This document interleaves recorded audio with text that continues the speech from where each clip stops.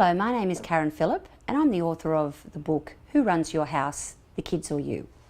I've been asked today just to speak briefly about a subject that's often very near and dear to most of us, and that of bullying.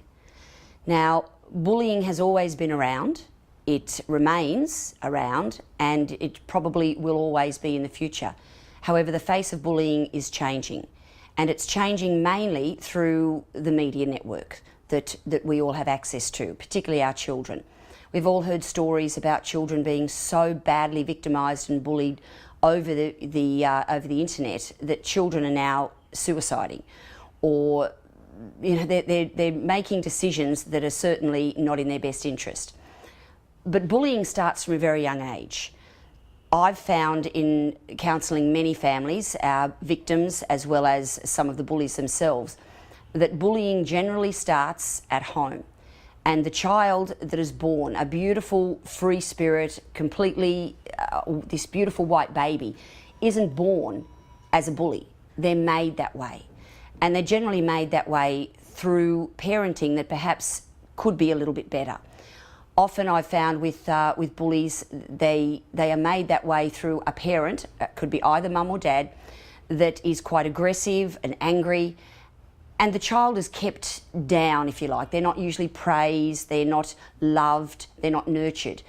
And the only way that they can gain any of that power, if you like, is through bullying another child, whether that child is an intelligent child or a little bit of a geeky kid or a child that is so smart that they're going to be picked on.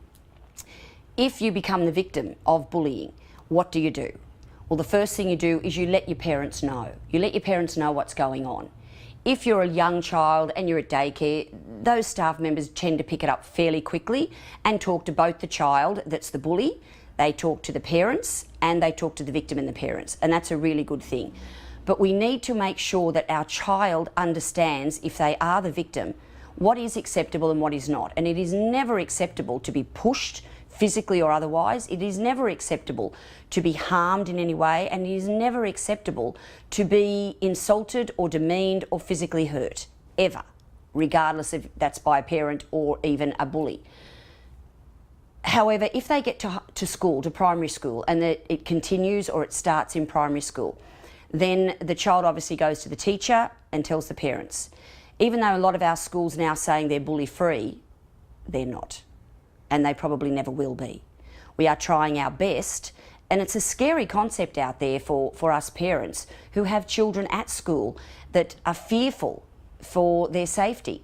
So bringing in the principal, the teachers, even the district officer at times. I've actually sometimes advised parents, if the assault, if you like, on a child is concerning, to bring in the police and let the police address the school, if not the child themselves and the parents, and let them know what the law is and how it won't be tolerated.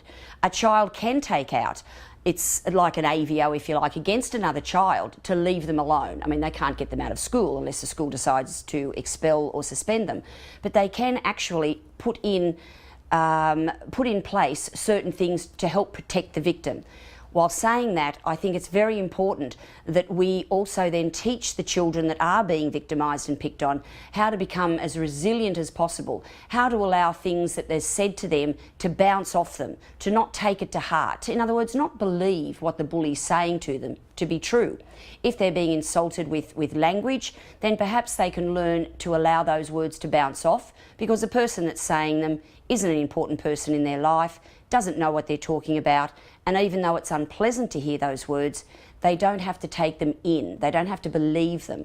And that's usually where the victim starts to get very hurt, both emotionally and psychologically, as if and when they start to believe the words that are being said to them. When it's physical, different story completely. They need assistance from teachers, they need assistance from the principal and their parents. So we encourage our children to speak up and not simply feel that they have to take the behaviour they're being subjected to.